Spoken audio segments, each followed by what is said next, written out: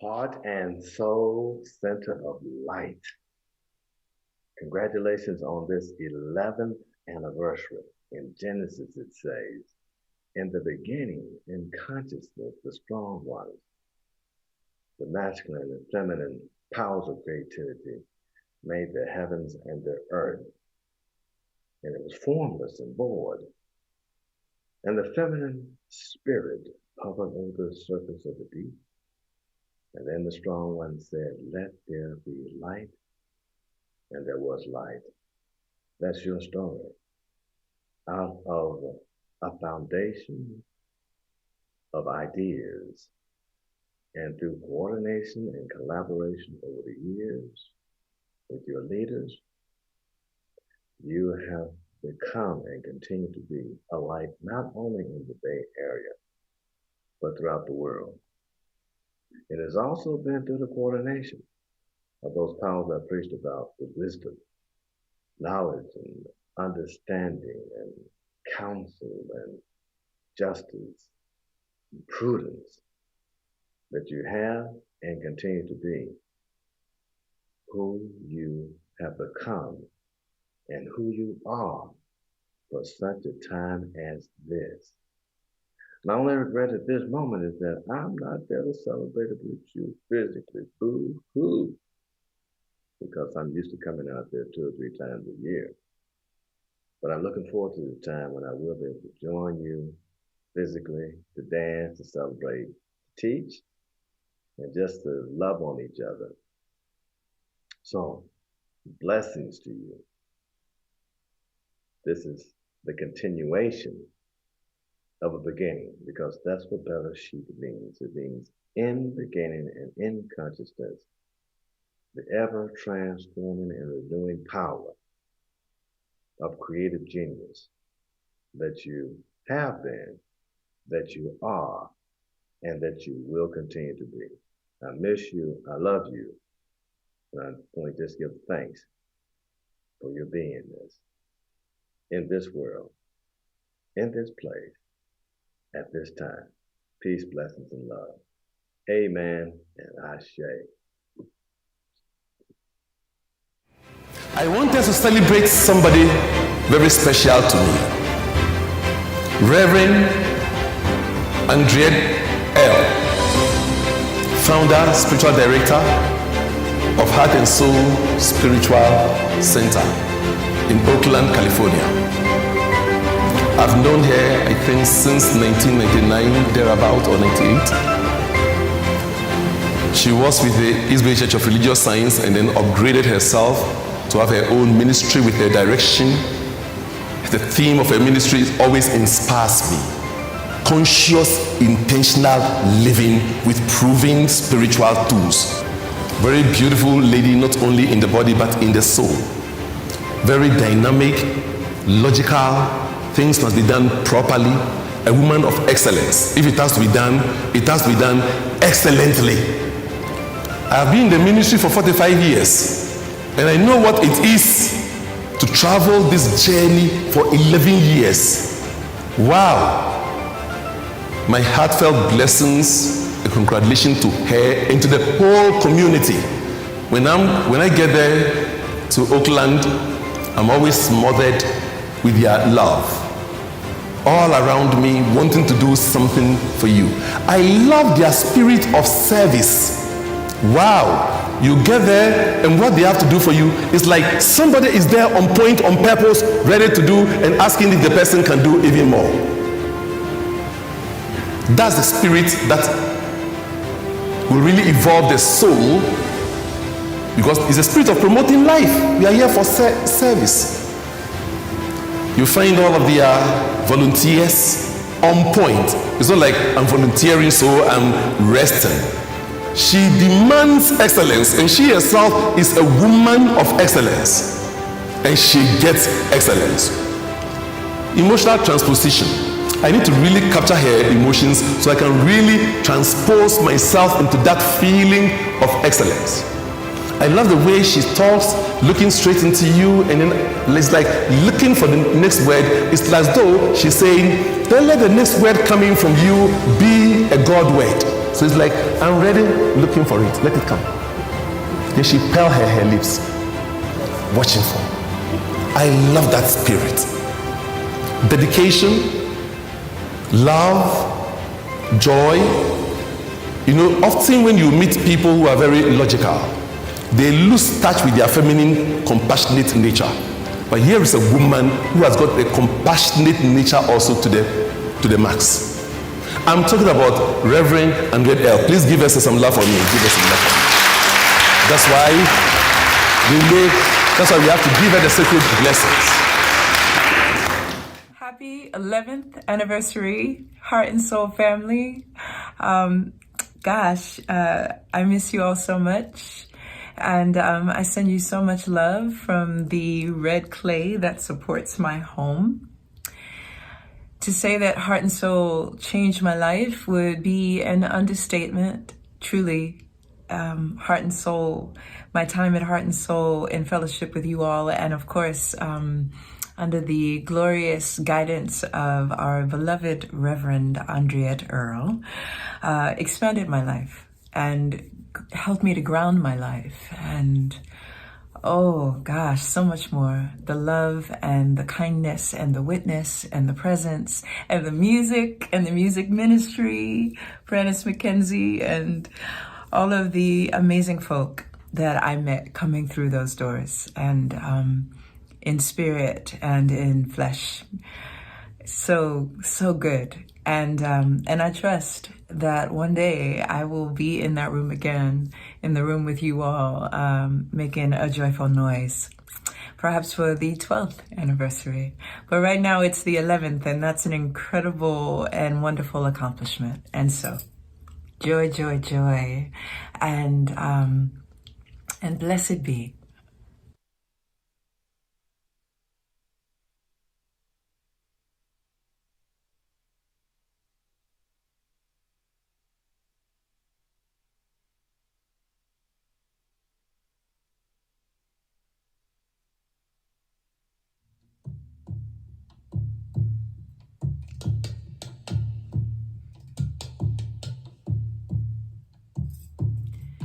This is a song about coming together. This is a song about how word I am word and I know how to serve. This is a song about now. Somebody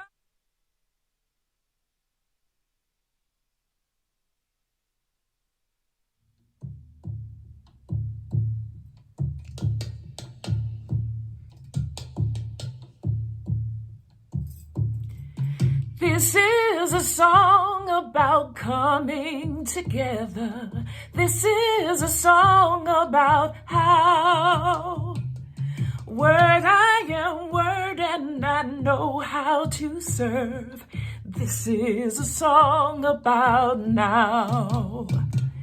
Somebody told us to love one another, quiet the mind and be still. Now is the time to believe who we are and marry your soul with your will. And I say, we are the ones who will heal. Now is the time to believe who we are. Remember, only love is real. I say,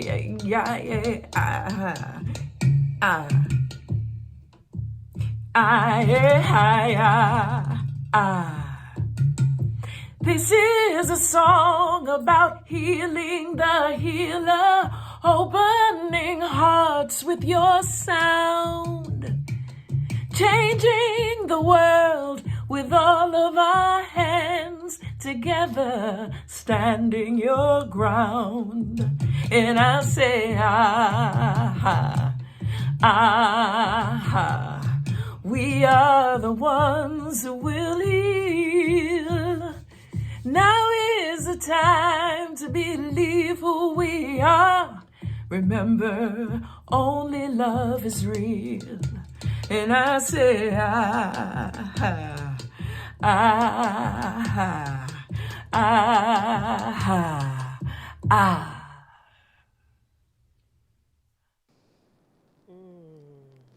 Thank you.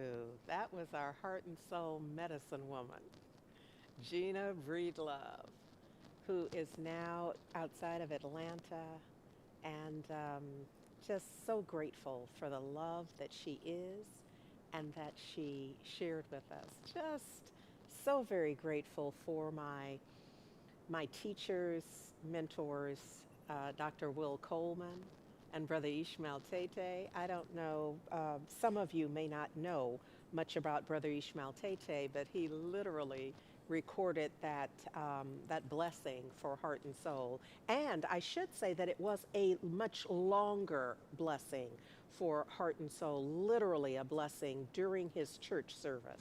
So some of those shots that you saw were literally in his church service where he had his congregants support and to be a part of a message for Heart and Soul, a blessing on who we are and how we are and the way that we unfold. And so he and his congregation are in Accra, Ghana. And so we're just grateful for both Gina and Will in Georgia, Dr. Will in Georgia, and Brother Ishmael Tete in Accra, Ghana. So just so very, very grateful. I love that line in Gina's song, The Healers. This is a song about coming together. Because that, for such a time as this, in order for there to truly be this 2020 in 2020, this is a time to come together, to quiet the mind and be still. And then I love the lyrics she wrote, marry your soul with your will. You know, last week, Destiny Muhammad was with us, and we are, we're still in and acknowledging that we are on an adventure in faith right now in this very moment. There is this divine adventure, and part of an adventure, my sense is that we don't know everything about it. It's not much of an adventure if you can predict every little piece of it. The part that makes it an adventure for me is that you turn the corner and go, oh my God, I wasn't expecting that part, or I didn't even know that would be a corner. You cross the bridge and part of it's out, and it's all of that. And also you move to a point where there are greater blessings than you ever imagined. We are truly on an adventure in faith where everything, absolutely everything is happening. It's different for this one and that one and the next one, but there is a lot that is unfolding. And last week when Destiny Muhammad, the harpist from the hood, was with us, the very first song that she shared with us is the song that she wrote, The Presence. And of course it was drawing from 1 Samuel, the 3rd chapter, verses 4 through 10. No, actually a little more than that for the song. But what I was drawing from in my talk last week was that portion of the scripture. And of course, in that scripture, we find young Samuel having this experience of divine presence. And it's new to him. Here's the thing that I want to remind you of, that in the song, The Presence, Destiny poses this question that the presence is forever asking of us. What do you want me to say? That this is our response to presence, actually. What do you want me to say? What do you want me to do? How do you want me to be? What I'm hoping you're hearing in this is this awareness that there is a divine presence with whom we are in constant contact. And there's this moment in time where we bridge and speak to and are responsive to the divine much more in a much more connected way. This is where we are willing to hear, willing to know. This is where we are listening. This is what I think our sister Gina is talking about, to sit still, to marry our soul with our will. I think this is exactly what young Samuel was up to. And think about for a moment what mental attitude is required in order, if you're reading what is on the screen now from the scripture, you notice that young Samuel hears his name called. Now, it's only because he has a listening. And each of us will hear our name called.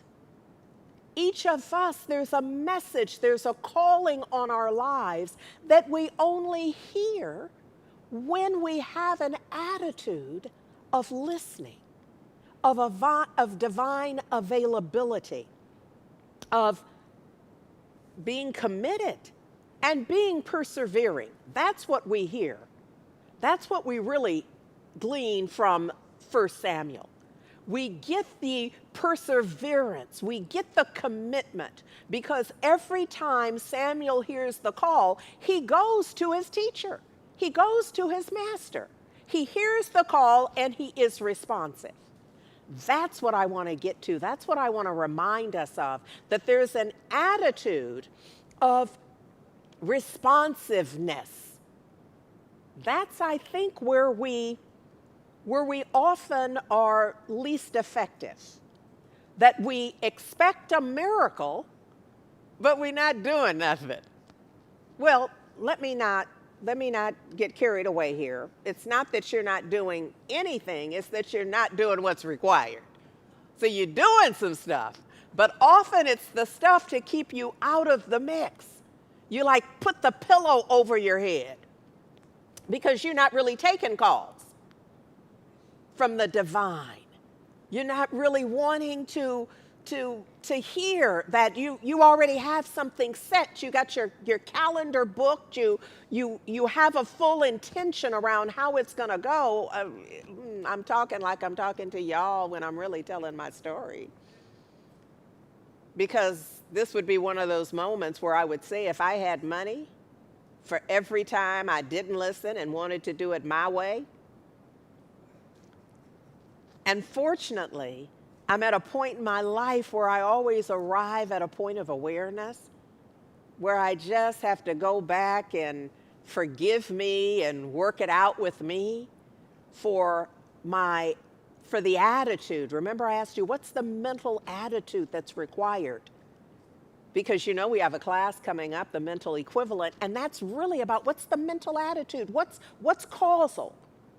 What are we holding in mind in our mental framework that then manifest as our life experience? What is that? And the more aware we can be around that, the more effective we can be, the more likely we are to live a life of grace and immersed in divine blessings.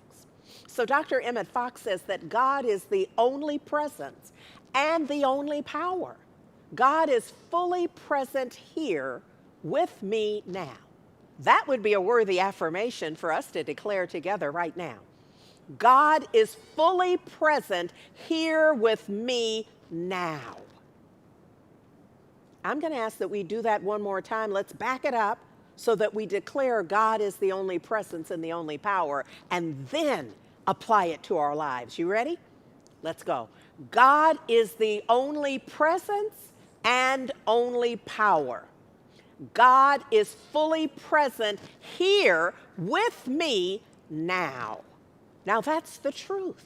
Here's the thing that I'm noting, that Yeshua, the master teacher that the world ultimately came to call Jesus, for all of the miracles that he worked and that are recorded and are retold across time, beyond time, there was always some action required. There was always some physical alignment. I know we will that's why in the corner, in the lower left corner, you see the caterpillar and the butterfly. I'm forever reminding us through this series of the chrysalis process through which we are forever, in which we are forever engaged. So we are, and I overstand that we want to get right to, we picked out the color of our wings. We can already see ourselves floating on air even while we are yet crawling on our bellies in our caterpillarness. And so often, as it pertains to expecting a miracle, we want to just get right to the butterfly part, meaning that we're willing to skip the goo. We're willing to skip the process where the caterpillar spins out what becomes the cocoon, that there's a whole process that is required. For the master teacher, Yeshua, often it was, put some mud, some clay over your eyes. It was that somebody had to go get him in faith believing. It was that somebody had to ask for the blessing. Whatever it is, it requires an engagement. This adventure in faith where we are expecting a miracle requires something of us to a person. An attitude of gratitude and thanksgiving. It's the creative process that is forever calling us. That's the presence. Singing its song in us as us. So it's not happening outside of us. This is what Samuel is trying to tell us. That Samuel heard it in him. Nobody else heard that calling. But it was within him. The creative process is calling, singing its song in us, as us. And it's not our song. We recognize it. It's the song of the divine Eric Butterworth. Master teacher is telling us this. So the work becomes easy and fulfilling. I got to tell you, when you're on your spot, when you're doing when you are in alignment with your divine calling, it is working. Now, that is not to say it's not going to be an adventure in faith. It's to say that it's all going to work out. You are going to be exactly where you need to be, right with the right people at the right time. Now, you might have to kiss some frogs along the way.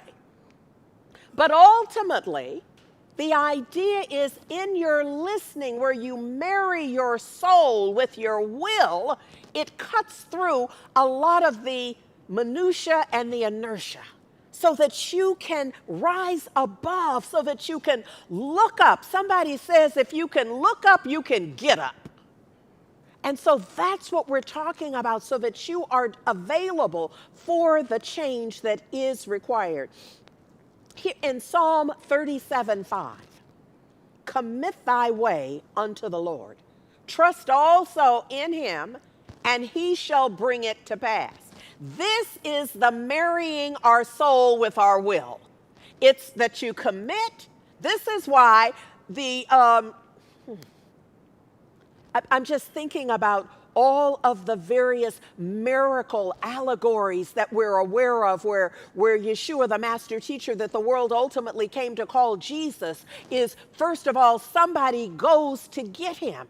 When you think about the story of Lazarus, where many folks had just given up, Lazarus is dead, they were saying. They've already laid him to rest. But what happens is somebody goes to say, come. Our brother needs you. Somebody believes. So at the minimum level of the mental equivalent is the belief that something else can happen. We are living in a strange time right now for an electoral system, but somebody's going to have to believe Everybody cannot be at the effect of the okey doke. Everybody you just cannot. You cannot give up your power and your awareness. What attitude, what mental well, first of all, it's mental, emotional, and there's some physical work. There's some stuff to do.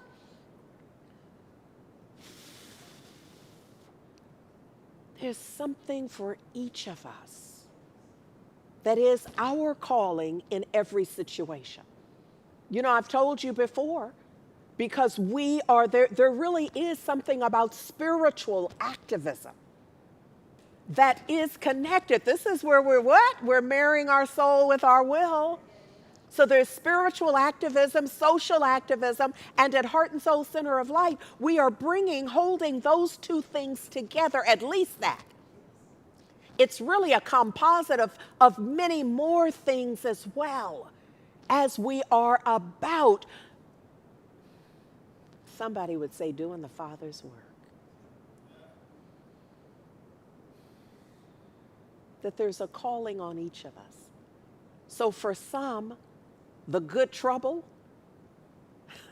that the Honorable John Lewis would invite us to engage would be to actually get up and march, would be to stand in resistance. Somebody else needs to pack some lunches. Somebody else needs to collect the money so there'll be some bail money. Somebody else needs to be prepared to take some folks to the hospital. Somebody else has to be prepared to what? Bring the gallons of milk to pour over the eyes when they have been. You understand that there's a calling on each of us, and none of us gets to critique somebody else's calling. Ernest Holmes says, today I consciously identify myself with the supreme presence that inhabits eternity and finds a dwelling place at the center of my soul. See, that's our work. To consciously identify. You cannot consciously identify unless you're paying attention. Unless you have focused your attention on the divine, unless you believe that there is such a thing. Come on, Samuel. Help us to understand that point of listening. That point of awareness where we hear, what was that? Where we have a listening to what's the guidance. I hope y'all don't think I'm trying to tell you, I don't know nothing about birthing no babies. I don't know nothing about starting no church. I don't know anything about moving it from one place to another. But there has to be a listening. And out of the listening, the folks will show up, and I'll know who to ask and who to embrace and who to call forward, and all of that is revealed. I am smart, but I'm smart enough to listen, to know that I don't know any of that, and I'm not trying to know it. On the one hand, part of it's none of my business. My business is to listen and then say, this is how we're going to do it. As I'm looking now at the paint on the wall, Spirit, what color? Okay, this is it. All of the answers to all of the questions. But do you understand the order in that? You don't get the answer till you ask the question. Lord. Ernest Holmes says in this same piece, I identify myself with this unity. See, this notion of a mental equivalent has everything to do with how do you see yourself? How do you sense who you are? Somebody would say whose you are. That whole idea of self and everything else has everything to do with how your life unfolds. Such is the power of right thinking that it cancels and erases everything unlike itself. So look, true confession, I make lots of errors. I heard Brother Ishmael Tete talking about excellence, aspirational. Aspirational, absolutely. I'm about excellence. Aspirational. But on my way there, tripping, all up in, off the point, working it out. But you see, I'm learning as I go. That I'm determined to do, to squeeze the juice out of every experience. So that I can, often it's as simple as my desire to be able to say, God is my witness. I'll never be here again. God as my witness. That will never happen to me again. That will not be my experience. But that's not like magical. That means that I must show up in a different mental equivalent. That means that I must transform my thinking. That means that I must remember the lyric to the song, Destiny song. What would you have me to say? That's going to be different. If I keep saying what I've been saying, you know the axiom. If you keep on doing what you've always done, you're going to get what you've always gotten. If you keep on saying, if you keep on being, if you keep on going, hear me now. So the idea here is that when you understand even the mistakes I've made, we make, you make, that the power of right thinking cancels and erases it.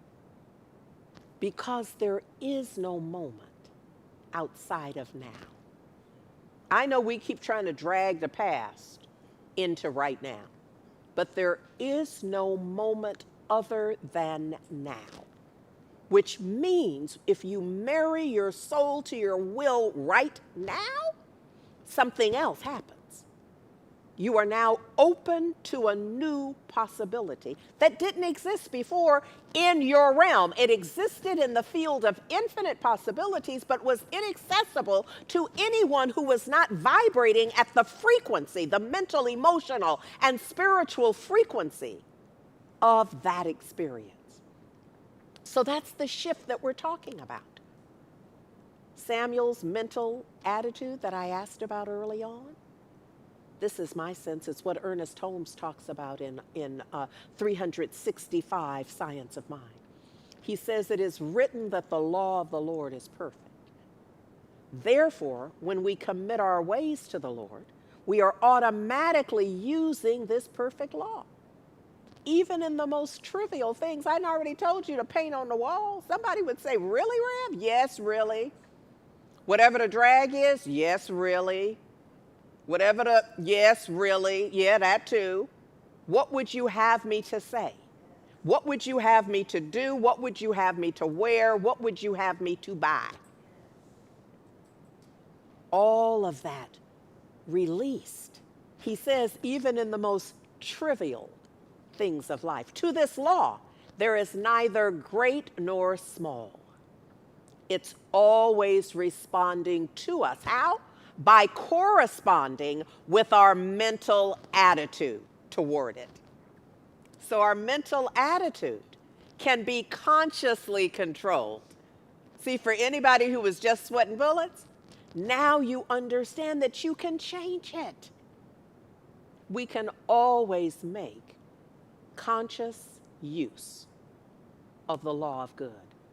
Somebody would say, see, I'm resisting saying better, because you can only bring what you got. What you must do is transform your sense of who you are and the capacity that you have. It might support us to affirm, today I guard my thinking. Consciously endeavoring to think affirmatively and with faith. It's okay to say that with me. Today I guard my thinking, consciously endeavoring to think affirmatively and with faith.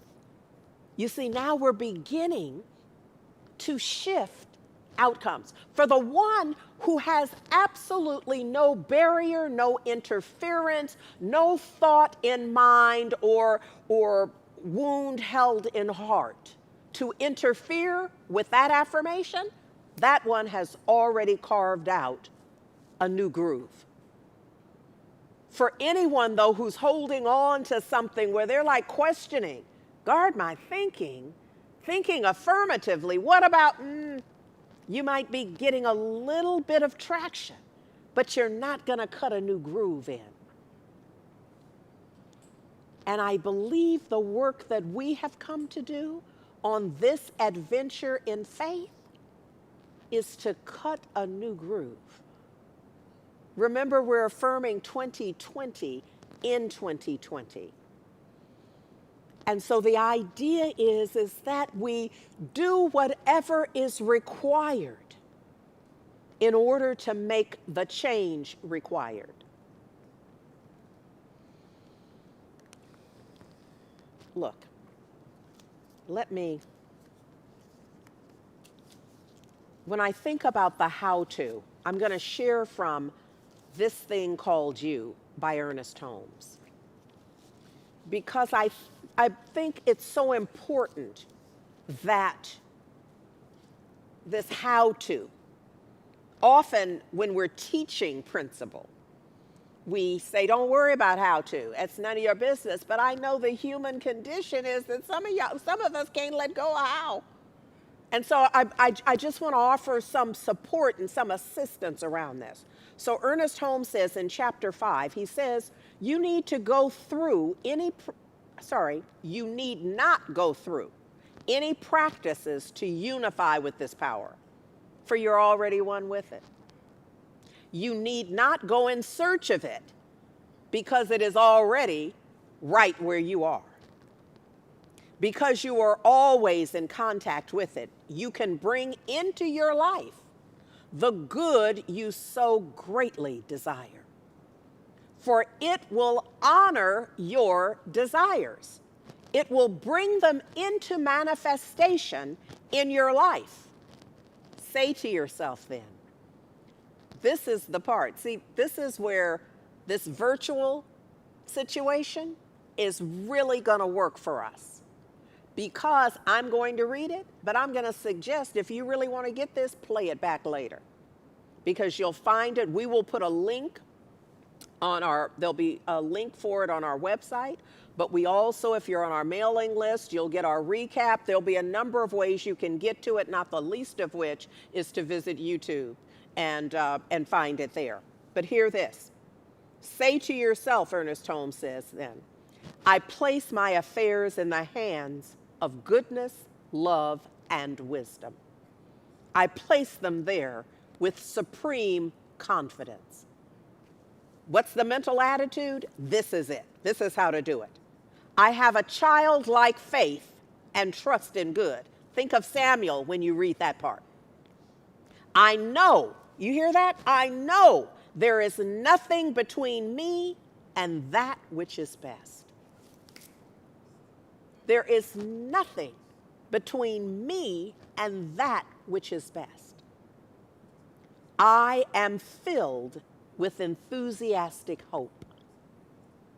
I look forward to entering into the fullness of life.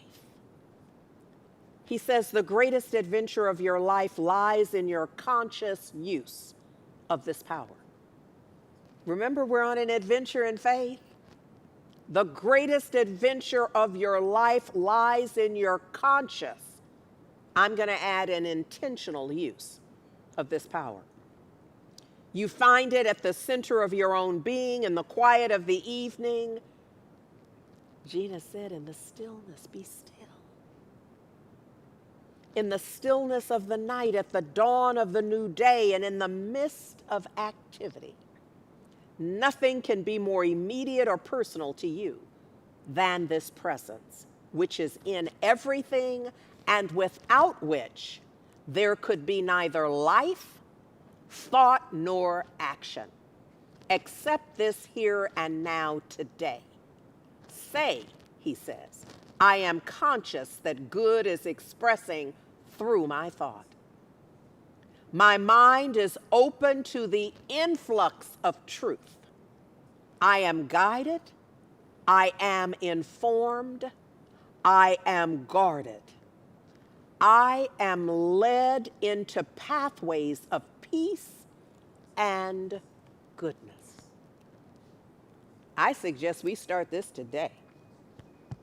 Don't go another further with any other plan.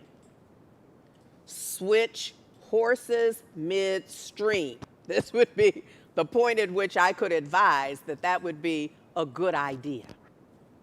Look, the bottom line is this: allow spirit to express through you in its own way and time. This is what I call giving it full sway. What would you have me say? What would you have me do? How would you have me be? Where would you have me go? That is the idea here. Meditate daily on being receptive to what it wants to express in your life. How to do this? We know how to right now. It's not often we do this. But I think it's important because we're at a point of tremendous change. We are on the very precipice of transforming our lives and setting up a whole other opportunity for those who come behind us. It's ours to do. Listen, he says. This is Reverend Chris Michaels. Listen to special messages or urges that arise from within. And then trust your inner guidance. I got to tell you, you got to do the, yeah, I got to tell you this. Sometimes I come across folks who share about guidance. I did this because I was guided to. And then when I listen more closely to what preceded the guidance, sometimes it's indigestion. You know what I mean? Sometimes it's not divine, it's just congealed fear. Congealed doubt will guide you. But in everything I've shared today, this guidance is preceded with your surrender. It's preceded by your attentiveness, your believing in all of those stories about Yeshua, the master teacher that the world ultimately came to call Jesus. What preceded the miracle was somebody believing. Somebody taking an action that demonstrated an openness and a divine availability to a different kind of outcome. Gina Breedlove, our beloved medicine woman, has a lyric in her song Breathe that says, losing yourself to be more of yourself. That's what the healers say. That love is everything. Any miracle that you can possibly manifest will be preceded by your surrender into love. Breathe that in this day.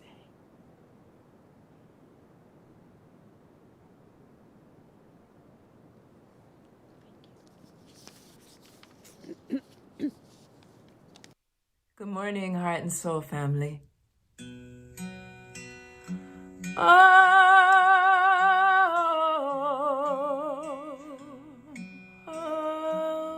yes. We are learning to breathe underwater on this path as a child of the moon. Though the mind wants to stay in some yesterday, Your heart and your soul dance in time and in tune with everything.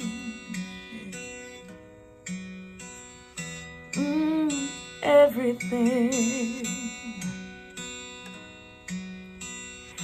We are learning to fly without moving through the eyes of the angels with wings. Though the voice in the well cries, there's comfort in hell.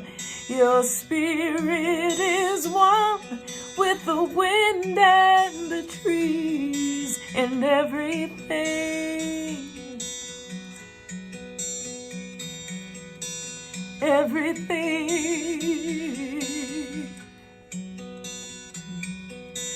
Losing yourself to be more yourself. That's what healers they say. When you come to the shore at the end of your day to pray. We are learning to dream with eyes open as we vision a world without greed. All of us bleed when some human need goes unanswered. Love is everything. Just everything.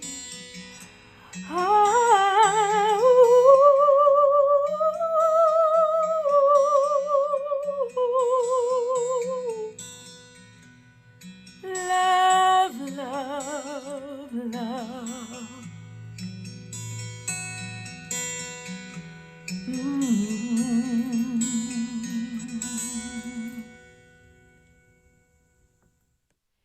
In today's world especially, it's not easy to keep a center going. You know, often as a participant or a congregant or someone who's part of the community, we're not really thinking maybe about the electric bill and about all the many things it takes to keep a community together and growing. And so I invite us on this 11th birthday. Some of you know that I am the founder of the Prosperity Plus programs 1, 2, and 3, and I know that your center has offered these programs to you. I'm a deep believer in tithing. And we all have giving patterns. Many of us give actually only emotionally. We give when we feel like we have a little extra. And then there's another kind of giving that's a regular repeated giving that comes with a percentage to it. And if it's not 10%, it's 5% or it's 6%, but it comes out of a decision to have circulation in your life. Planting in a beautiful place like the Heart and Soul Center of Light for the growth of a community that you has nurtured you, can nurture you further, and more than that, can spread this wonderful message to a world that is deeply hungering, even if they don't know yet that they're hungering for it. So I invite us on this day to lean in and make a commitment for percentage giving over the next year. And then turn around every 3 months and take a look at what's happening in your life. Something happens when you're a regular giver. And each month, as you're receiving your income, a portion of it goes to support. It changes the way you feel about yourself. It changes your level of expectation of good in your life. It changes your sense of worthiness and your connection with the very source of your life. Blessings, family. Our sister Mary Morrissey is absolutely right. Life is built around a cyclical dynamic of giving and receiving. It's just our opportunity to listen to the special urge of giving that is arising within us right now and to trust that inner guidance. And so at Heart and Soul Center of Light, we have several ways in which you can give, beginning with you can send a check to our secure mailing address at Heart and Soul Center of Light, 5627th Telegraph Avenue, number 405, Oakland, California, 94609. You can also give online at our website, heartsoulcenter.org/give, And you can even use your smartphone to text the word give to 510 500 5849. So, just grateful that you are with us and tuning in and that we got it like this. So, it is in an attitude of gratitude and thanksgiving that I simply acknowledge that there's one life, that there's one love, one peace, one joy, that there is one, the divine, the living one, the strong one. There's one breath. And we are all breathing it, even as it is breathing us. One life that we are all living, even as that one life is living us. So it is in this knowing, in this awareness, that I stand powerfully, knowing that my word is a power unto the law, that I declare a wholeness, a health and well-being, a peace that surrounds and enfolds us in each individual life, each one according to what is required for him and for her and for them. That I know and I know that I know that there is forever change in which we are living. And so this word meets the change in each and every life in a way that it intersects at the point of a powerful shift. A powerful shift that reveals exactly our heart's desire for health and well-being, for prosperity and abundance of all things good. That there is no historic time or situation or circumstance where there isn't prosperity and abundance of all things good, as Catherine Ponder defines it. And so I am speaking into the void, into the field of infinite possibility, and claiming for us health and well-being, claiming for us divine blessing and fulfillment, claiming for us our heart's desire and our willingness to be the mental, emotional, and spiritual equivalent to whatever it is that is our heart's desire. That I declare that right where we are, there is a divine listening, not unlike what Samuel experienced. Oh, I just give thanks. I give thanks for knowing in this moment that it's not possible for my word to return void, but that it absolutely accomplishes exactly what is intended for anyone willing to stand in readiness and in receptivity to marry their soul with their will. Oh, I'm grateful for the divine shift, whatever it is, for the good upon good upon good, for the divine blessing that surrounds and enfolds each and every one of us, from the top of our head to the bottom of our feet, that every breath is breath beyond human measure. Oh, I just give thanks. I give thanks for knowing the accomplishment of good and very good, blessing upon blessing, healing, which is the divine revelation of truth, which we have established here and are now calling forth. I simply let go and I let God, releasing this word into the perfect activity of law. I let it be. I trust that it's done. I declare it so, and I allow it to be so. And so it is. Ashe. Amen. And so now just listen and be with this, knowing that you are the light. I sing this song not to you, but for you, because I know this is the truth of who we all are.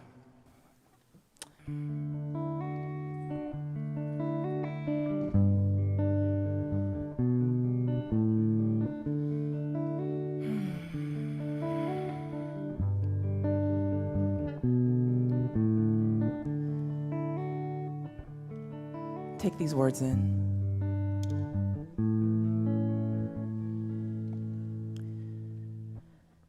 I am light, I am light. I am light, I am light. I am light, I am light. I am light, I am light.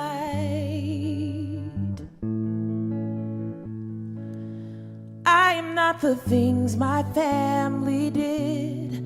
I am not the voices in my head. I am not the pieces of the brokenness inside. I am light.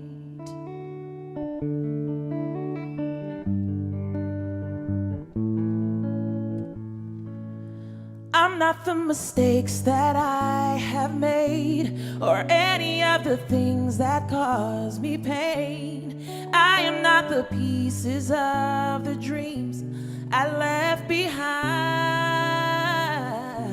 I am light.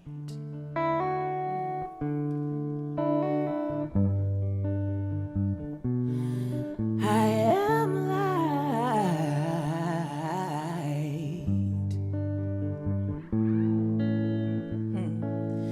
I am not the color of my eyes. I am not the skin on the outside. I am not my age. I am not my race. My soul inside is all light.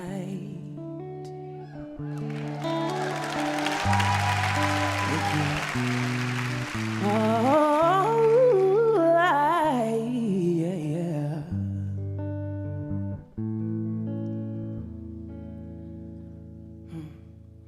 I am divinity defined. I am the God on the inside. I am a star, a piece of it all. I